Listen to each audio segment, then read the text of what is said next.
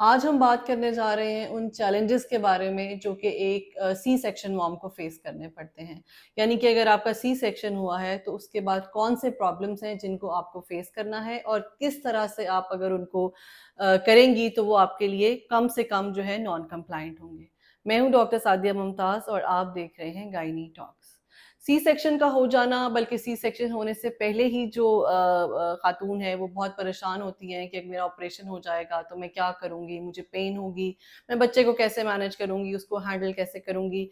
और ऑब्वियसली क्योंकि ये एक प्रोसीजर होता है तो आपको एक मेंटली भी एक परेशानी होती है, एनेस्थीसिया की परेशानी होती है और पोस्ट ऑपरेशन जो है रिकवरी का मोस्टली लोगों को बहुत ज़्यादा होता है कि हम कब इतने एक्टिव हो सकते हैं कि हम अपने डेली रूटीन के काम कर सकें, अपने बच्चे का ख्याल रख सकें। और अगर पहले किसी के बच्चे हैं और ये उसके बाद वाला सी सेक्शन है तो नेचुरली ये एक बहुत चैलेंजिंग सिचुएशन है। जैसे ही आपका सी सेक्शन होता है, जिस डे पे आपका ऑपरेशन होता है, तो वो डे तो हम आपको इंजेक्टेबल्स पे रखते हैं, आपको पेन किलर्स लगाए जाते हैं, आपको एंटीबायोटिक लगाई जाती है, आपको एक पेशाब की नाली लगाई जाती है ताकि आपको उठना ना पड़े। कम से कम फर्स्ट 24 आवर्स 18 से 24 घंटे जो है आपको रेस्ट दिया जाए और वो बेहद ज़रूरी भी होता है। अब उसमें ये होता है कि जब एक दिन गुजर जाता है, इस चीज को आप अंडरस्टैंड करें कि ये एक मेजर प्रोसीजर है। आपकी जिस्म के 7 लेयर्स कटती हैं और 7 लेयर्स स्टिच बैक होती हैं। तो पेन तो होती है, पेन अनअवॉइडेबल है। आप देख ले, एक ब्रानिला भी जब कभी लगता है, कोई छोटी बहुत सुई आपको चुभ जाती है तो इट हर्ट्स।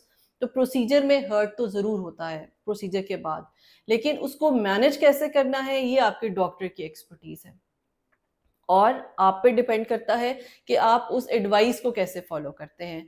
पहले 24 से 48 घंटे तो क्योंकि आप हमारे पास हॉस्पिटल में होते हैं और हम आपको बहुत फराख दिली से पेन किलर्स देते हैं ताकि आपको पेन फील ना हो। पेन होता ज़रूर है, लेकिन वो इंजेक्शंस के अंडर कवर जो है आपको आपसे बेयर भी हो जाता है और आपको लगता है कि शायद पेन नहीं हो रहा। लेकिन दूसरी एक और जो चीज़ होती है जो कि एक नॉर्मल डिलीवरी वाली मदर को कम फेस करनी पड़ती है, वो है ब्रेस्ट फीडिंग का चैलेंज। क्योंकि नॉर्मली एक जब नॉर्मल डिलीवरी होती है तो हम फौरन ही बच्चे को माँ की ब्रेस्ट के साथ लगा देते हैं, लेकिन सी सेक्शन मॉम्स जो होती हैं उनका और बेबी का बॉन्ड बनने में थोड़ा सा टाइम लग जाता है। उसको मैं अभी फिलहाल आगे डिस्कस करती हूँ। अभी हम अपने फर्स्ट डे पर हैं। आपको सी सेक्शन हुआ, आपको ये सब कुछ किया, रूम में आप शिफ्ट हो गई हैं, कैथेटर भी लगा हुआ है, पेन भी हो रही है, इंजेक्टेबल्स भी लगे हैं। अगर तो बेबी ठीक होता है तो कई दफा माँ के साथ ही जब आपको आईसीयू से रूम में शिफ्ट किया जाता है तो नर्सरी से बेबी को भी रूम में शिफ्ट कर दिया जाता है। और वही वो पॉइंट है और वो जितना अर्ली आप उसके साथ कनेक्शन बना सकती हैं आपको बनाना है। जब आप रूम में शिफ्ट हुई, साथ ही बेबी भी शिफ्ट हुआ, तो ये एक डॉक्टर भी आपको गाइड करती हैं, वहाँ पे जो नर्सेज होती हैं वो भी आपकी हेल्प करती हैं, आपकी फैमिली मेंबर भी, जो भी आपकी बहन, आपकी मदर आपके साथ है। सबसे पहला काम आपने ये करना है कि बेबी को अपनी ब्रेस्ट के साथ लगाना है। जितनी जल्दी आप बेबी को ब्रेस्ट के साथ लगाएंगी, जितनी जल्दी बच्चा सकलिंग शुरू करेगा, एक तो उसका रिफ्लेक्स बनेगा, क्योंकि ऑलरेडी कम से कम आपको 6 से 8 घंटे आईसीयू में रखा जाता है। इतनी देर में जाहिर है बेबी तो भूखा नहीं रख सकते हम, बेबी को फीड दे दी जाती है फीडर के थ्रू।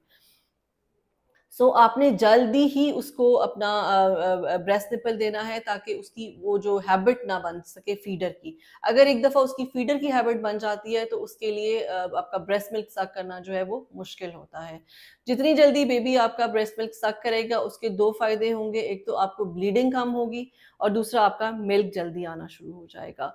और पहला क्लोस्ट्रम जो है वो बहुत इंपॉर्टेंट होता है। ये ब्राउन या येलो या पेल वाइट कलर में होता है, हर मदर का डिफरेंट कलर होता है। ये इसको ज़ाया नहीं करना होता, ये बहुत इंपॉर्टेंट है। ये इम्यूनिटी का पावर हाउस है। इसमें loads and loads of vitamin होते हैं, ऑफ इम्यूनोग्लोबुलिन्स होते हैं, जो कि आपके नवमौलद बच्चे को नमोनिया से, डायरिया से और बुखार से बचा सकते हैं।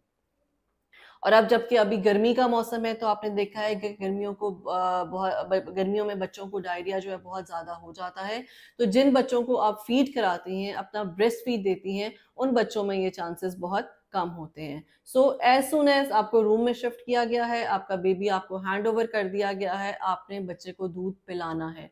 और हर 2 घंटे के बाद, चाहे आपका सी सेक्शन है चाहे आपकी नॉर्मल डिलीवरी है, आपने बच्चे को ब्रेस्ट के साथ जरूर लगाना है।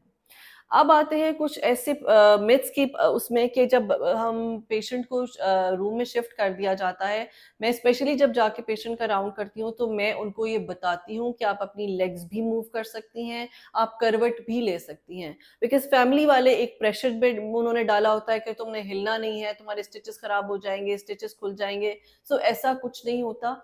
We want you to be as comfortable as you can be or as we can make you comfortable. So आप अपनी टांगें भी इकट्ठी कर सकती हैं। जितना जल्दी आप खुद से बेड मोबिलाइज होंगी उतनी जल्दी आप उठ के चलना शुरू कर देंगी। सो फर्स्ट डे हम आपसे एक्सपेक्ट नहीं करेंगे कि आप फर्स्ट डे में ही चले, लेकिन ये जरूर है कि 8 से 10 घंटे के बाद आप बेड पर अपनी टांगें मूव करें, टांगों को इकट्ठा करें या फिर अपनी करवट लें। नेक्स्ट डे हम आपका कैथेटर रिमूव कर देते हैं, फिर आपको एडवाइस किया जाता है कि पानी ज़्यादा पिएं और आहिस्ता आहिस्ता कोशिश करते हैं कि आपको मूव अबाउट किया जाए।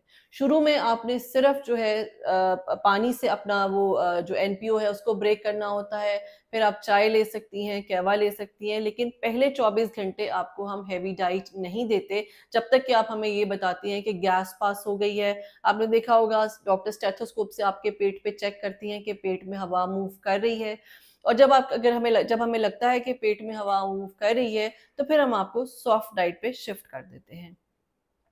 सेकेंड डे में मोस्टली लोग जो है वो कहती हैं, खवातीन उनको 7 अप पी लेती हैं या टेट्रा पैक जूसेस पी लेती हैं, तो प्लीज ये कैटेगोरिकली ये वो दो चीजें हैं जो आपने अवॉइड करनी है।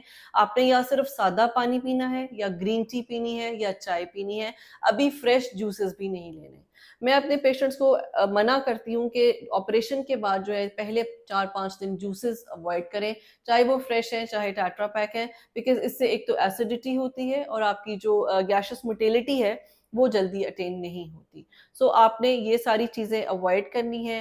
पहले दिन आपने खिचड़ी, सूप या दलिया, बॉइल्ड एग, चाय में बिस्किट डुबो के आप खा सकती हैं।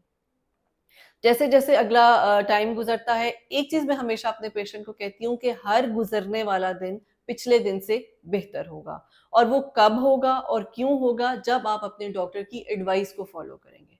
जब आपको डिस्चार्ज भी किया जाता है तो आपकी डिस्चार्ज स्लिप पे आपको एंटीबायोटिक्स लिख के दी जाती हैं, आपको पेन किलर लिख के दी जाती है, आपने अपना वाटर इनटेक अच्छा रखना है, आपने कब्ज नहीं होने देनी।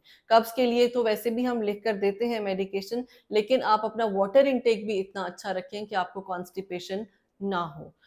उसकी वजह से, क्योंकि आपके स्टिचेस पे जो है वो स्ट्रेन पड़ सकता है। जब आप घर जाएं, आपके 8th डे पे आपको दोबारा बुलाया जाता है। उसको याद रखने की आसानी ये है कि जिस डे पे आपका ऑपरेशन हो रहा है, जैसे अगर बुध को आपका ऑपरेशन हो रहा है तो बुध को ही अगली बुध को आपको बुलाया जाता है कि आपके स्टिचेस आउट कर दिए जाएं। तो जो स्किन स्टिचेस हैं वो तो 7 to 8 डेज में हील हो जाते हैं, लेकिन इंटरनल स्टिचेस को अभी हीलिंग में थोड़ा टाइम लगता है। ऑलमोस्ट 2 to 3 मंथ्स लगते हैं जब आप इंटरनली जो है प्रॉपरली हील कर सकती हैं। अब ये जब घर जाने के बाद असल चैलेंज है जो आपको फेस करना पड़ता है, जिसमें मैं फैमिली से भी बहुत ज़्यादा रिक्वेस्ट करती हूँ कि आप एज मच एज हेल्पफुल जो है वो अपनी इस जो जच्चा है उसके लिए साबित हों, मैक्सिमम हेल्प दें उसे, उसको नींद पूरी करने दें, अपने बच्चे के साथ बॉन्ड बनाने दें, जो अपने पिछले बच्चे हैं उनको टाइम देने दें। जितना ज़्यादा आपकी एडिशनल हेल्प आपको मिलेगी उतनी ज़्यादा ये आपके जो चैलेंजेस हैं ये आपको कम से कम फेस करने पड़ेंगे। वो ख़वातीन जिनको साइकोलॉजिकल या फैमिली हेल्प नहीं मिलती, फिर वो पोस्टपार्टम डिप्रेशन में जाती हैं, पोस्टपार्टम ब्लूज में जाती हैं। जितना ज़्यादा फैमिली अकोमोडेटिव होती है हर लिहाज से, डाइट के लिहाज से, डाइट का तो एक बहुत ही इम्पॉर्टेंट रोल है। जितनी अच्छी आप प्रोटीन डाइट लेंगी आपका जख्म उतनी जल्दी हील होगा, आप उतनी जल्दी हेल्दी होंगी। अपनी डाइट में प्रोटीन जरूर लाएं और स्पेसिफिकली जो है वो एनिमल प्रोटीन। और साथ ही साथ मुझसे अक्सर ये क्वेश्चन होता है कि सी सेक्शन के कितनी देर के बाद जो है हम अपना जिम वगैरह यूज कर सकते हैं या हम मोबिलाइज हो सकते हैं। सी सेक्शन के 3 मंथ्स के बाद आप कंप्लीटली जो है अपना जिम भी रीज्वाइन कर सकती हैं, और जो आप जॉब वगैरह अगर करती हैं या जो भी आपकी एक्टिविटीज हैं आप उसको 3 मंथ्स के बाद कंप्लीटली अडेप्ट